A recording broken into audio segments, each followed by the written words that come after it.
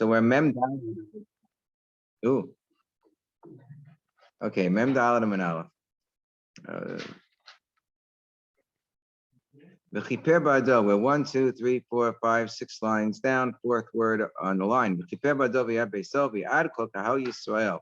It's the end of the pasuk. It speaks better. Nobody is allowed to be in the Ol Moed when the Kohen Gadol does his service of the Ketoris and the Matan Damim, Lifnai v'Lifnim, and in the Heichel, nobody else is allowed to be there. Then it says that he will atone for himself and his household, including all the Kohanim and all the people of Israel. So Kaparaso Kodemes, his kapara comes before, skip a line to the word the kaparas echava kohanim, to the kapara of the Shevet Kahuna, because first he atones for his own house in the first vidoy and the par, and then on the second vidoy he atones for all of the other kohanim. The kapara echava kohanim, and that kapara comes, that atonement comes, kodemes, before the kapara is called Kahal Yisrael. The kapara is going to be effectuated for the entirety of the Jewish people, which is going to come later on with the Sir Lazozil and so forth. So Amamar, Eli Ela B'Shas Haktara.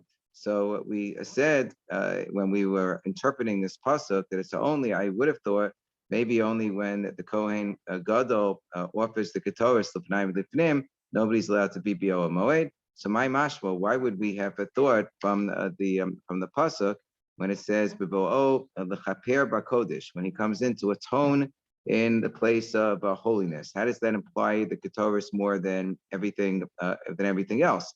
When we said Bibo'o, so l'chaper, so Bibo'o l'chaper came to include the matan damim, the sprinkling of the blood as well. But why would we have thought that it's only the Shas HaTorah? So Amar Rabba v'chein Rabbi Yitzchak v'Radim v'chein Rabbi Elosa Amakvar v'chiper ba'ado v'yad beiso v'yad kol kahal Yisrael, because the ending of the pasuk is that he's atoning for everybody, his household, all of the Kohanim, the entirety of the Jewish people. So I might have thought that this pasuk is only referring to a kapara that's offered for everybody. Which kapara is offered for everybody? The sprinkling of the blood is being offered of the par is being offered to atone for his for himself and for the other Kohanim, and the sprinkling of the seir is for even the seir l'Hashem is to atone for the Jewish people. So none of the sprinklings of blood is for everybody. So ezu kapara sheshavalo lebeis alecha v'kohanim l'chol kahal Yisrael.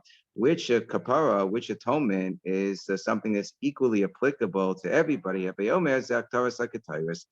the offering of the Ketoris L'Pnai L'Pnim, because that is going for the benefit of everybody. It's not for a specific group of people. The Ketoris Mechaperes, and now we ask the question, since when do we find that the offering of the Ketoris, of the incense itself, is something that effectuates atonement? And we say, yeah, we do. We find that after the plague that occurred at the time of Adas Korach, there was a plague that was engulfing Klal Yisrael, and it was the Ketoris that brought about an end to the plague. We learned from that whole incident of the plague after the rebellion of Korach that was quelled when the Ketoris was offered, that this effectuates atonement, because it says at that point in time that Aaron offered the Ketoris. And when Aaron offered the Ketoris, that's what brought about that is Vayitenes HaKetoris Vayichaper La'am. Shenemar Vayitenes HaKetoris Vayichaper La'am, that Aaron set down the Ketoris, and that effectuated an atonement for the people. What is it that the Ketoris effectuates atonement for? What is the terrible sin that Ketoris is able to bring about atonement? Lashon hara. That brings about atonement for the sin of lashon hara, speaking badly about people. That certainly was something that occurred at the time of Korach, as Rashi says, "Ki hayid Korach lashon hara haba." It was lashon hara that when the Adas Korach said, "Atem hamitem es am Hashem," it said about Moshe and Aaron, you have killed the nation of God. So that was lashon hara. So yavo davar shevachashai, something which is very private. Should come along. The Ketoris is very private. It's offered only in the innermost sanctuary. And it should effectuate atonement for that which is done privately, namely lashon hara, which is generally spoken privately. Tanan Hasam, the Mishnah says in Maseches Kelim portion mi bein ha'ulam v'lamizbech b'shas haktorah. That at the time that the incense is offered, so the people are not only not allowed to be in the heichal, but they're not allowed to be in the westernmost portion of it, the azara, which is known as the ulam mizbeach, which means there's a little area known as the ulam, and then there's the area between the ulam and the mizbeach. It's about 22 amos. So during the time of Haktorah, people are not allowed to be even there. So I'm Rabbi Elazar, lo shadol b'shas Haktorah dehechal. So says Rabbi Elazar, that's only when the incense is being offered in the heichal itself. But if the incense is further away, namely with respect to the incense that was offered in the heichal was the regular incense that was born in the morning and the afternoon, including on Yom Kippur. But the incense that was offered only once a year at the Naim Lefinim in the Kodesh HaKadoshim, so that was far enough away that while people weren't allowed to be in the heichal, they were allowed to be ben ulam mizbeach in the azara. B'shas haktorah l'fnai v'lifnim meheichal parshi ben ulam mizbeach lo parshi. During that offering of the ketoris in the Kodesh Kodashim, it was only forbidden for people to be in the heichal in the Kodesh, but to be ben ha'ulam mizbeach in the azara area, that would be okay. Masiv v'adav v'amila kedi. So a question was posed by Radav Abba. Others say that the question was posed by somebody who is anonymous. There's, I think, one opinion that says Kadi was the name of a person, but we generally assume Kadi means that it was anonymous. Rabbi Yossi says, Kashem sheporshim ben ulam mizbeach b'shas haktorah, just like if people have to stay away from the area ben ulam mizbeach, between the mizbeach and the ulam, that 22 amos period, a distance at the time of the haktorah, kak portion b'shas. So too, they have to stay away b'shas from that area. B'shas matan par kohen Mashiach upar helim davar shel tzibor usire avodas kachavim. So too, they have to stay away as well during the time of the sprinkling of the blood of the par kohen Mashiach, the par that's brought by the kohen gadol when he's committed a sin based on a hara, mistaken ruling that he's made for himself. When the Bezdin issues, the Sanhedrin issues a mistaken ruling, and the majority of the people rely upon it, a special power that's brought. When the majority of the people sin in committing some transgression of a avodah zarah based on mistaken ruling of the Bezdin. The Torah describes all of these cases. In all of these cases, these are what are called the chatos hatnimios, where there's a sprinkling of blood on the curtain inside of the kodesh. So male yesh ben heichal ben ulam ulamizbeach. So what is the greater stringency with respect to staying out of the kodesh area, the heichal, than the stringency of when people have to stay away from the ulam ulamizbeach area on the westernmost portion of the azara? Ella, it works like this: shebeheichal portion ben b'shas haktorah or ben shelo b'shas haktorah. That in the heichal, in the kodesh area, people have to stay away both during the time of the Haktorah, namely the offering of the Ketoris in the Kodesh HaKadoshim, or as well as during the time that there's the sprinkling of the blood inside of the Heichal, like for these various korbanos, so the Paralim, Davar Shel Tzibur, and so forth. However, when it comes to Bein Ulam and the Mizbeach, according to this brisa, the ulam, the area Bein Ulam and Mizbeach is distinguished insofar as ein portion ela b'shas haktorah, that there is only a need to distance oneself and not be there during the time that the incense is offered. B'shas, so that's, we're assuming right now that the incense that we're talking about is the incense that was offered, the ketoris of the Kodesh HaKadoshim. So it sounds like they don't have to stay away with respect to other sprinklings of blood, but they do have to stay away even when the ketoris is offered in the Kodesh HaKadoshim, which goes against what we just said before, that Bein Ha'ulam and Mizbeach, they do not have to stay away for the ketoris of the Kodesh HaKadoshim, but only for the ketoris that's offered in the Heichal. So b'shas haktorah miya parshi. So this, the ending of the kasha is, it sounds like a negate what we said before. Negate this other mission, negate this this statement that was made by Rabbi Elazar. It sounds like during the time of the burning of the ketoris in the Kodesh HaKadoshim, people were not allowed to be even bein ulam mizbeach. So my lab b'shas haktorah lifnai lifnim, is it not talking about the haktorah that was offered in the Kodesh HaKadoshim? So that's the end of the kasha. So the answer to the kasha is no. you have to understand this brisa differently. When it says that B'shas Haktara, the time of the burning of the incense, they weren't allowed to be Ben Ulam Mizbeach. Lo B'shas Haktara Dehechol.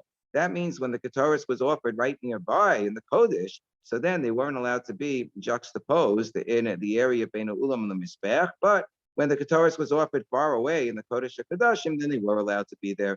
So if that's the case, so then it's not only with respect to the time of the sprinkling of the blood that there is a distinction between what's allowed in terms of being allowed to be in the Heichol or being allowed to be in the Ulam Mizbeach. There's also a distinction when it comes to the offering of the Ketoris in the Kodesh HaKadoshim. Ha'ika ha'mala. So that mala as well. The brisa that said, "Oh, what's the mala? What's the difference between one or the other?" That one should have been spelled out too. Hamala deilu may hechol parshi because ben shebishas haktorah didavid b'shas haktorah lifnai lifnim. Because the one major difference that should have been underscored, if this is our understanding, is that in the area of the Kodesh, nobody was allowed to be present, whether it was the time of the Haktar of the Ketoris that was offered in the Heikel itself, namely the regular daily Ketoris of the morning and the afternoon, but also nobody was allowed to be in the Kodesh during the time of the burning of the Ketoris in the Kodesh HaKadoshim and Yom Kippur. As opposed to Ben Ulam and Mizbeach, the area of Ben Ulam and Mizbeach, Lo Parshi El B'Shas Haktar Dehechol. The only time that they needed to be separated and not to be present there was during the time of the burning of the Ketoris in the Kodesh, but not during the time of the burning of the Kodesh in the Kodesh HaKadoshim. So we say, yeah, Hakitani, that in fact is what it means. When we say Elo Shebehechol, those words that were said beforehand, that there is that the only difference is Elo Shebehechol portion Bein B'Shas Haktorah, Bein Shelo B'Shas Haktorah, that in the case of the Heichol, they would separate themselves and not be present, whether it was the time of the Haktorah or not the time of the Haktorah. So this is referring to as follows. Shelo B'Shas Haktorah means that when it wasn't the time of the burning of the incense of the Heichal, but rather was the burning of the incense in the Kodesh HaKadoshim, they would still have to be separated from each other, not only during the time of the Haktorah in the Heichal, but even Shelo B'Shas Haktorah, even when it wasn't the time of the Haktorah of the Heichal, but it was the time of the time of the burning of the Ketoris in the Kodesh HaKadoshim. They would have to be separated from the Heichal, and that's what the Bryce is saying. Bein Ulam and Mizbeach, but as opposed to Bein Ulam and Mizbeach, when it says ain't portion Ela B'Shas Haktorah, when it says they would only have to separate with now Mem Dalan and Beis during the time of the Haktorah, that means the Haktorah in the Heichal, as opposed to the Haktorah of the Kodesh HaKadoshim. It's not talking about the separation of the sprinkling of the blood at all. But wait a second. So why not talk about that separation? So why not also underscore the fact that there is this requirement during this time of the sprinkling of the blood to be out of the Kodesh, but with respect to the area of Bein Ulam and Mizbeach, they would be allowed to be present.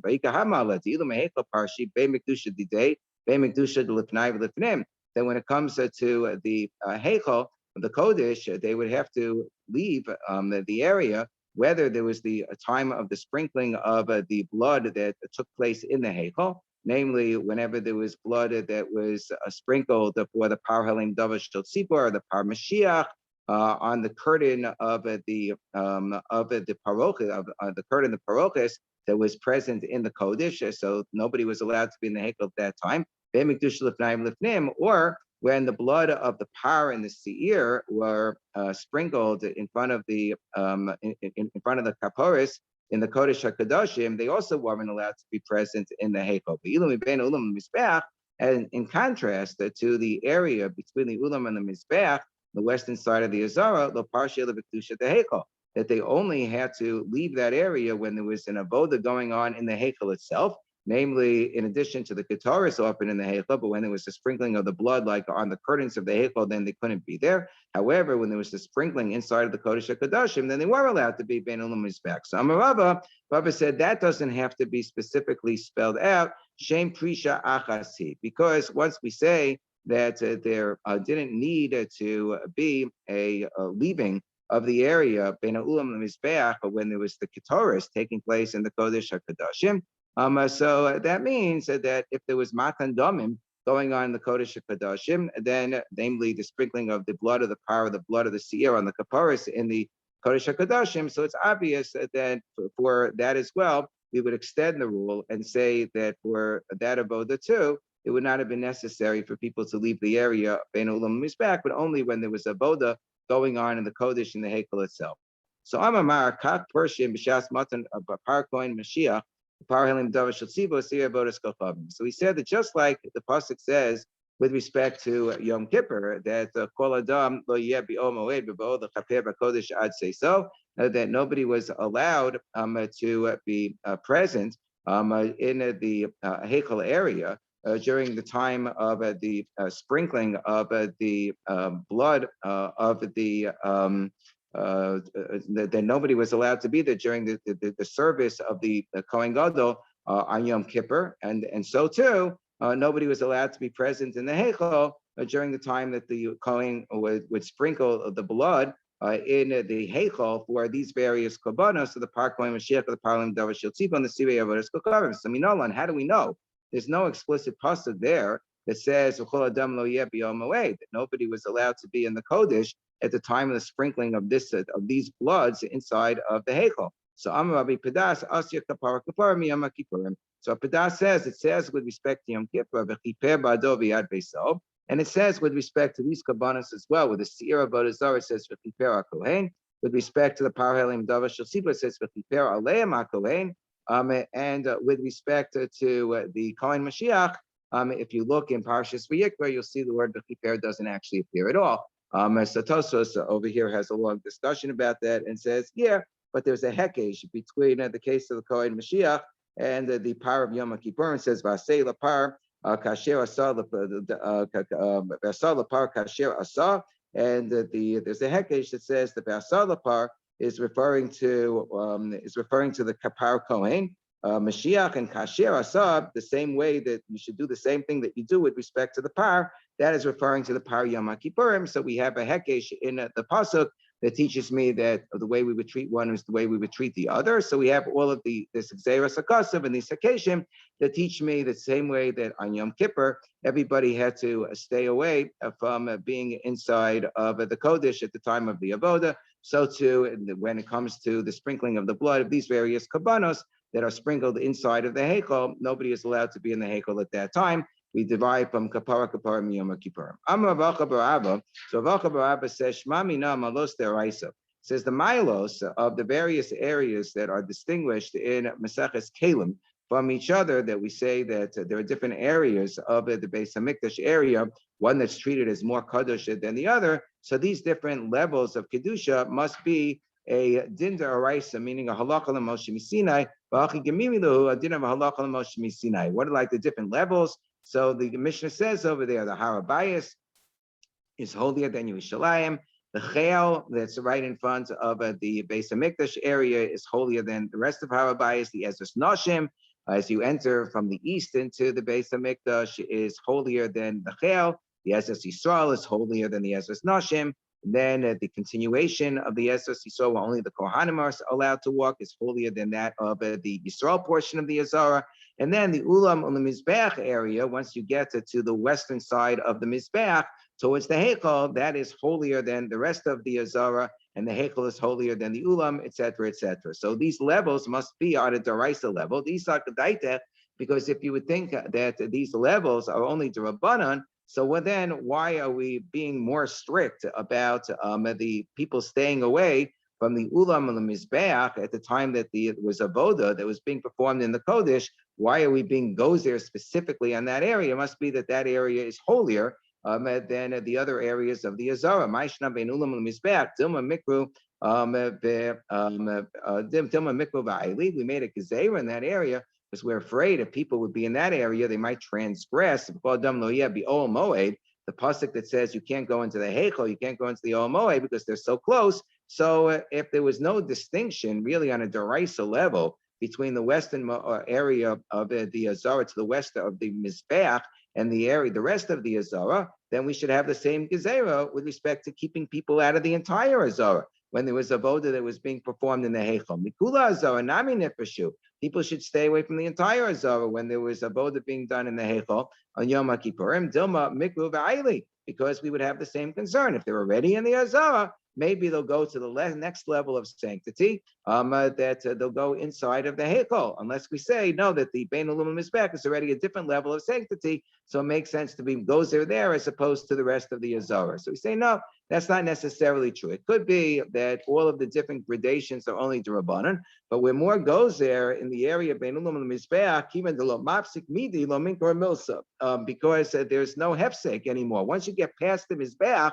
there's no separation, there's no barrier, there's no landmark that is going to stop somebody from keeping on walking from that area into the Kodesh. Azara, Kimandika Mizbeach Achitzon, but if they're in the rest of the Azara, so there's a barrier that's going to remind them not to go any further and not to go into the Kodesh at the time of the Avoda there, because they are looking straight at it. It's the Mizbeach Achitzon. It's this giant, this giant monolith that's just sitting there in the middle of the Azara that's blocking their path, so they're going to know not to go past there. The Mifsuk, so since that blocks their path, Minkra Milsa, so that serves as a visible reminder not to go any further. But it's not necessarily because the different areas of the Azara are distinguished in their Kedusha on a Daraisa level.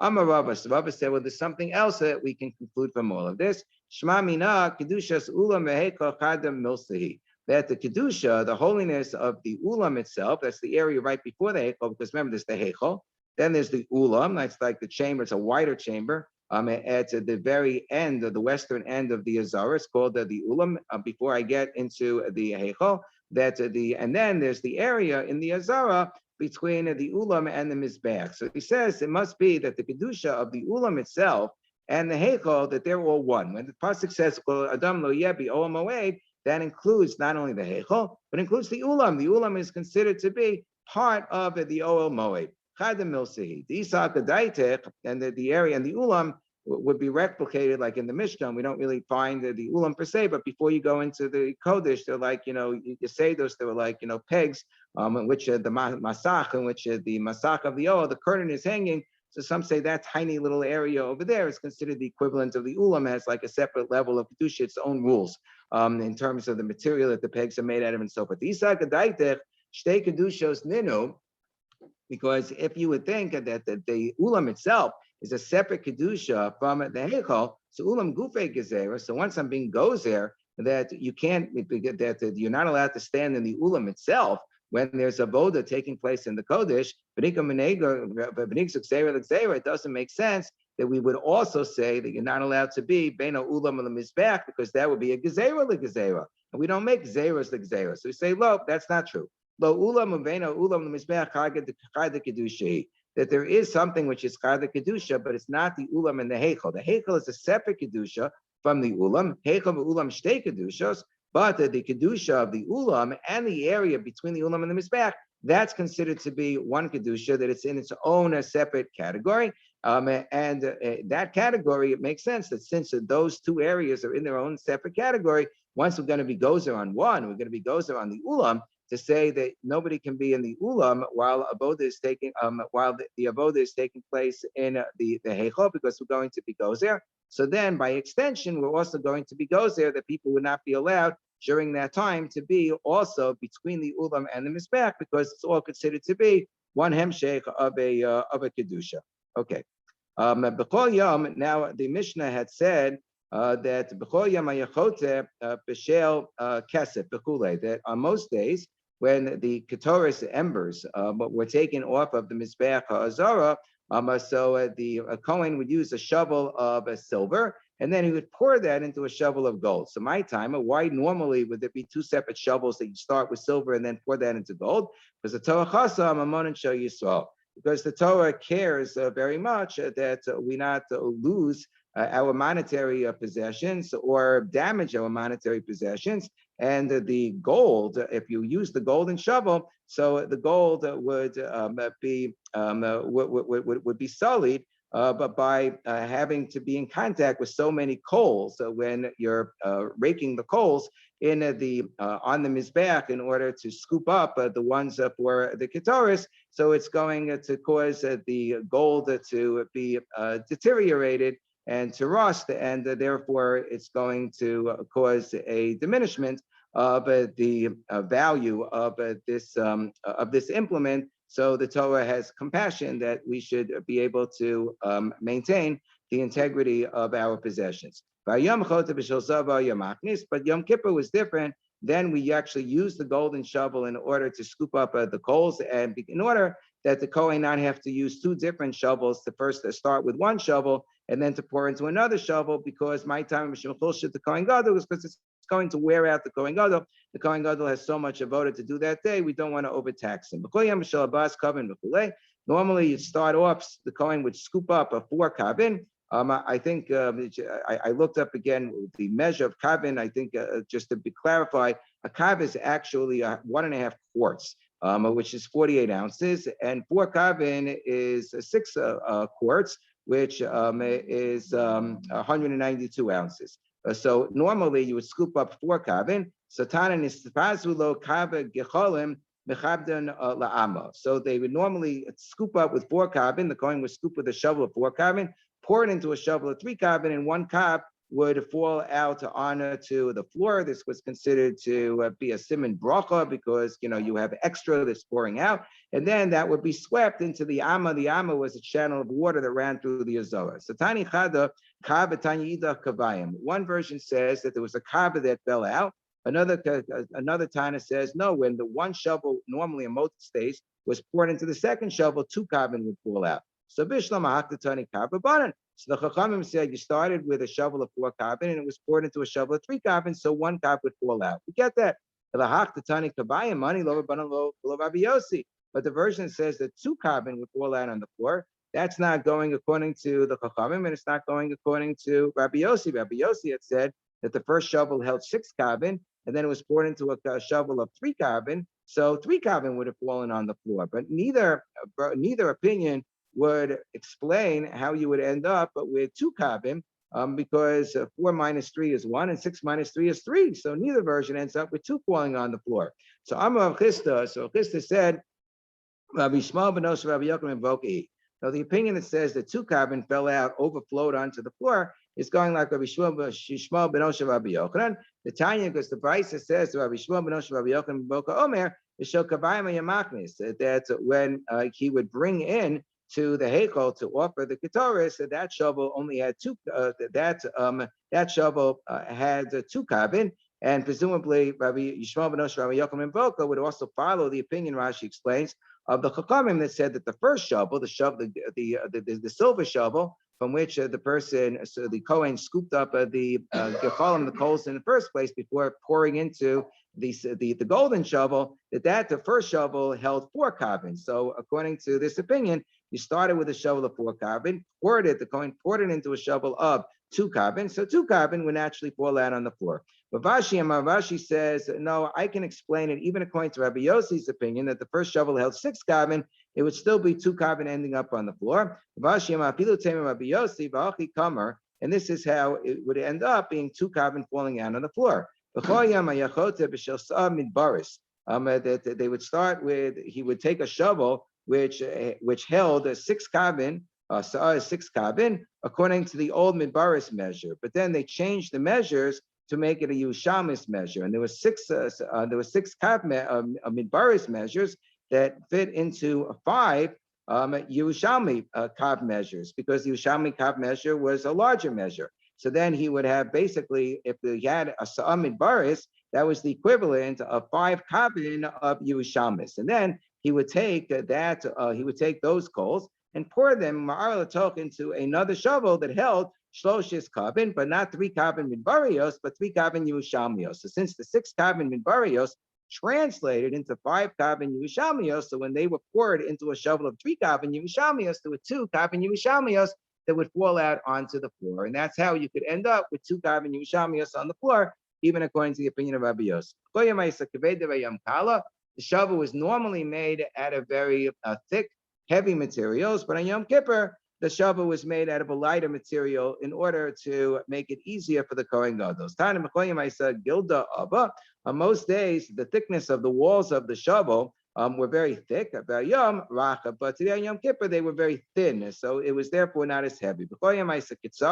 Most days, as we mentioned earlier in the Mishnah, the handle was not that long, but on it was a short handle. But on Yom Kippur, Arucha, it was a long handle. My time, why was it easier for the Kohen Gadol to make it into a longer handle? So we explained yesterday, so that the underarm of the Kohen Gadol would be able to help him carry the shovel, because he wouldn't only have to carry it in his hand, he could use the long shovel to help to leverage it underneath his arm, so that that would help him carry it and make it less of a burden. Tana, on most days, he didn't have a niashtik. Meaning the handle, the shovel that was used to stoke the coals and to scoop up the coals of the mizbeach, did not have a niashtik. But on Yom Kippur, it had a niashtik. Divrei Ben Hasagan, that's what the Ben Hasagan said. Obviously, somebody who knew something about what was done in the Beis Hamikdash. What is a niashtik? I didn't really explain. So Tosfos has two explanations as to what a niashtik is. He quotes one explanation from Rashi that it was a tabas. It was like a gold ring that was placed around the handle of the shovel in order to make a noise. Because when the Kohen Gadol would enter into the Kodesh HaKadoshim, he wasn't wearing the me'il. He was only wearing the big day lavan for Yom Kippur. It did not include the me'il.